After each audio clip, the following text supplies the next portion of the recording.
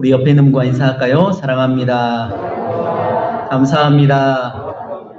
당신을 축복합니다. 당신은 축복의 통로입니다. 나도 축복의 통로입니다. 자기 이름 밝히시고요. 시작. 성경도 축복의 통로입니다. 아멘. 오늘 저와 여러분에게 주시는 하나님의 말씀은 시편 127편 1절에서 5절의 말씀으로 하나님의 돌보심이 있는 성도의 삶이란 어떠한 것인가 라고 하는 것을 여러분과 함께 나누기를 원합니다. 사랑하는 여러분, 한 주 동안 잘 지내셨나요? 가을철 매우 바쁘고 또 날씨가 많이 차가워져서 어떤 분은 몸이 으실으실 추운 분도 있고 또 여러 가지 어려운 가운데 있지만 그럼에도 불구하고 하나님의 전에 나와 예배할 수 있도록 허락해 주신 하나님께 먼저 영광을 돌리고 또한 여러분을 만나게 됨을 진심으로 감사드립니다. 오늘 본문의 내용은 솔로몬의 시, 곧 성전에 올라가는 노래라고 하는 부제가 붙어 있습니다. 이것은 이 시편의 저자가 바로 솔로몬이라는 것을 말해주고 있고 이 시편은 성전에 올라가면서 부리는 찬송이라는 겁니다. 오늘 우리는 언제든지 예배당에 나올 수 있지만 당시에는 높은 성전에 있고 성전을 향해서 나아갈 때에 기쁜 마음으로 즐거운 마음으로 찬양하며 나가는 그러한 시가 바로 오늘 내용이라는 겁니다. 솔로몬은 다윗의 아들입니다. 그리고 우리가 잘 알고 있듯이 가장 지혜로운 사람으로 알려져 있습니다. 그래서 어떤 문제를 만나면 솔로몬의 지혜라는 그런 말이 나올 정도로 솔로몬은 지혜의 왕입니다. 그런데 솔로몬이 성전을 짓게 된 것은 다름 아닌 아버지의 소원에 의해서 이루어진 겁니다. 물론 이 모든 것은 하나님께서 예정하신 것이지만 다윗의 마음에 성전을 짓고자 하는 그러한 사모하는 마음이 있었습니다. 자신은 왕궁에 있으면서 평안하게 살고 있는데 안타깝게도 하나님을 상징하는 법궤는 이게 초막에 있다는 겁니다. 성막에 있다는 겁니다. 그래서 너무나 안타까워서 그의 마음에 불붙듯 일어나서 이제 성전을 지어드려야겠다. 하나님이 거하실 수 있는 성전을 지어드려야겠다라고 하는 생각을 갖게 되었습니다. 여러분, 그렇다고 해서 하나님이 성전 안에 들어와 계실까요? 그렇지 않습니다. 하나님은 성전에도 계시지만 어느 곳에든지 무소부지한 곳입니다. 어느 곳에든지 있습니다. 이것은 마치 우리가 전라남도에 있든 전라북도에 있든 아니면 미국에 있든 아니면 러시아에 있든 어느 곳에서도 하늘을 보면 태양이 떠 있는 것과 같습니다. 하나님은 안 계신 곳이 없습니다. 그러나 다윗의 마음에는 바로 법궤가 안치된 그곳에 하나님이 계시기를 원하는 그러한 소원함이 있었다는 겁니다. 오늘도 이 시간 저와 여러분이 예배할 때 하나님이 임재하심을 믿습니다. 오늘 저와 여러분이 예배할 때 하나님께서 우리의 예배를 받으신 줄 믿습니다. 이 다윗의 소원이 있었지만 하나님은 그걸 허락하지 않았습니다. 왜 허락하지 않았을까? 그것은 다윗은 많은 전쟁을 치러서 피를 흘렸던 사람입니다. 이렇게 남에게 아픔을 주고 상처를 주고 또한 목숨을 앗아간 이 사람이 성전을 짓게 된다면 그것은 오히려 성전을 안 짓는만 못할 것입니다. 그래서 하나님은 이것을 만류하셨습니다. 너의 소원은 정말 갸륵하지만 그러나 너보다는 너의 아들 솔로몬에 의해서 성전을 짓기를 원한다라고 말씀하셨습니다. 그러자 다윗은 이에 순종했습니다. 다윗은 자기가 질 수는 없지만 자식을 위해서 성전 짓는데 도움이 되기 위해서 많은 것을 모읍니다. 그래서 성전에 필요한 모든 재료를 다 모아놓고 이제 솔로몬에게 성전을 짓도록 허락하셨습니다. 그리고 드디어 솔로몬이 성전을 짓게 되어서 완성을 했다는 겁니다. 그런데 이 솔로몬이 오늘 시편 127편 1절에서 5절을 이렇게 짓게 된 것은 아무리 우리가 계획할지라도 그 계획이 완성되기까지는 반드시 하나님의 뜻이 있어야 된다. 하나님의 허락이 되어야 된다는 것을 입증하기 위해서 바로 이러한 고백을 했다는 겁니다. 다윗이 아무리 소원해서 성전을 짓기를 원했지만 그걸 하나님이 허락하지 않았습니다. 그런데 자기처럼 연약한 존재인 솔로몬 자신이 성전을 지을 수 있는 것은 모두 다 하나님의 은혜였다는 것을 고백하고 있다는 겁니다. 그러면서 127편에는 세 번에 걸쳐서 헛되다라고 하는 것을 단어를 씁니다. 이것은 무가치하다, 속는 일이다라고 하는 것을 표현하고 있는데 이와 연관된 세 가지 인간의 활동은 뭐냐? 첫 번째로 집을 세우는 일, 구체적으로 말하면 집을 건축하거나 가정을 이루는 의미입니다. 두 번째로 그 집의 안전을 위해 성을 지키는 겁니다. 마지막 세 번째로는 그 집을 유지하기 위한 일상의 직업들을 활동을 말합니다. 그래서 솔로몬과 그 시대의 역사적인 배경과 잘 어울리는 사례라 할 수 있습니다. 솔로몬은 그 누구보다도 건축 활동에 활발한 일을 했던 인물이며 방어성을 건축하고 최초로 말을 사용한, 그래서 전차들을 배치했으며 이웃 나라 사람들을 국제적 교육에 종사할 수 있도록 부를 축적하고 이런 바쁜 일상생활을 하였습니다.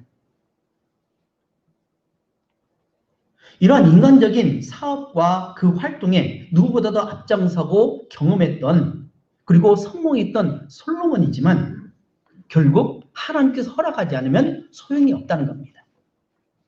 그래서 오늘 본문을 통해서 우리에게 주시는 교훈이 있는데 그것은 두 가지입니다. 첫 번째로는 하나님께서 지켜주실 때만이 안전하다는 것입니다. 두 번째로는 자식은 하나님이 주시는 상급이라는 겁니다. 첫 번째로 살펴볼 것은 하나님께서 지켜줄 때 안전하다라고 하는 사실입니다. 오늘 본문 1절 말씀 우리 다 같이 함께 봉독하도록 하겠습니다. 시작. 여호와께서 집을 세우지 아니하시면 세우는 자의 수고가 헛되며 여호와께서 성을 지키지 아니하시면 파수꾼의 되어 있음이 헛되도다. 아멘. 이 시는 한마디로 열심히 수고하고 노력해도 먼저 참된 신앙 안에 신앙을 가지고 살아야만이 올바른 삶을, 올바른 성공을 이룰 수 있다고 하는 것입니다. 인생에 맡겨진 일에 최선을 다하는 거 매우 중요합니다. 돈을 버는 거, 그리고 열심히 일하는 거, 공부하는 거, 땀 흘리는 거 매우 중요합니다. 그렇지만 일꾼이 아무리 열심히 집을 세워도 하나님이 친히 그 집에 목수가 되어주셔서 그 집을 세워주지 않으면 아무런 소용이 없습니다. 뿐만 아니라 열심히 가정을 이루고 재물을 모은다 해도 하나님의 뜻이 아니면 그 수고가 역시 헛될 수밖에 없다는 겁니다. 이것은 사회나 국가나 마찬가지입니다. 아무리 경계병이 밤새워 경비 근무를 쓴다 할지라도 하나님이 그 성읍이나 도시나 국가를 지켜주지 않으면 아무런 소용이 없다는 겁니다.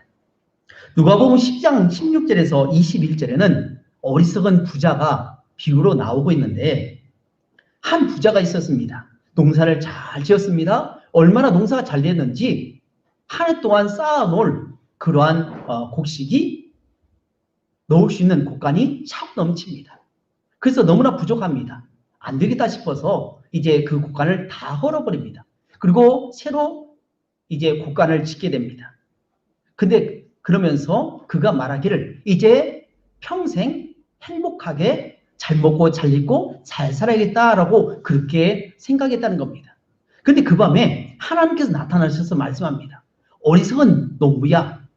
네가 아무리 이렇게 곡간에 많은 곡식을 쌓았다 할지라도 내가 만약 이 밤에 너의 생명을 취하게 되면 어떻게 될 것이냐라고 하는 말씀을 하신다는 겁니다.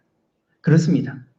오늘 저와 여러분이 살아가면서 열심히 노력하고 수고해서 농사를 짓고 공부하고 또한 땀 흘려서 직장 생활에서 많은 부와 명예를 누린다 할지라도 하나님께서 우리의 생명을 취하시면 그것이 누구의 것이겠습니까? 바로 하나님께서 허락하셔야만이 우리는 이것을 누릴 수 있다는 겁니다.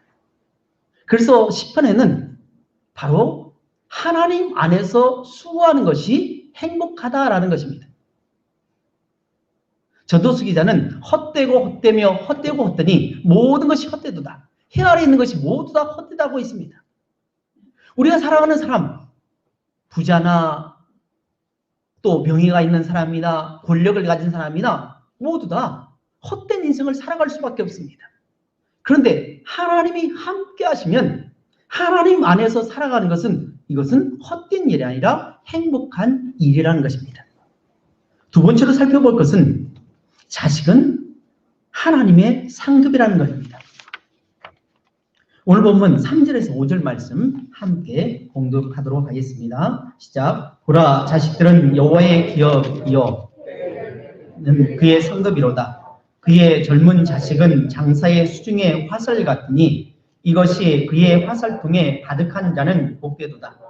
그들이 성문에서 그들의 원수와談판할 때에 수치를 당하지 아니하리로다. 아멘. 시인은 자식이 남녀가 부부 생활을 통해서 낳은 그들의 소유가 아니라는 것을 밝히 말하고 있습니다. 여호와 하나님께서 사랑하는 성도에게 잠시 맡겨준 상급이라는 것을 말씀하고 있습니다. 우리도 알고 있습니다. 과거에 자식들이 많았습니다. 어떤 집은 10명, 어떤 집은 5명, 어떤 집은 6명. 그래서 자식이 많으면 많을수록 농사하는데 많은 도움을 주었습니다. 그래서 자식이 많으면 복을 받았다, 다복하다라고 하는 그런 말을 듣는 것처럼 오늘 시편 기자는 뭘 말씀하고 있느냐? 군사들이 이 화살이 많으면 전쟁터에 나가서 전쟁에서 승리할 수 있는 확률이 높다. 그래서 화살통에 화살이 많으면 많을수록 군사력이 강해지기 때문에 전쟁에서 이길 수 있다는 것을 말씀한 것처럼 바로 당시에는 이 자식이라는 것을 하나의 부모의 소유로 생각했습니다. 아니요. 오늘날도 마찬가지죠. 내가 낳은 자식이라고 생각합니다. 그래서 내가 낳은 자식을 내 마음대로 하려고 이렇게 해라 저렇게 해라 하는 부모들이 있죠. 사실 저도 그랬습니다. 내 자식이라고 생각했는데 하나님은 그렇지 않다는 겁니다. 내 자식이 아니라 잠시 살아가는 동안에 너에게 맡겨진 하나님의 상급이다. 하나님께 나에게 맡겨진 상급이기 때문에 이 상급을 잘 보호해야 한다고 말씀해 주고 있다는 겁니다. 이제 말씀을 맺습니다. 하나님께서 지켜주실 때만이 안전한 삶을 살 수 있습니다.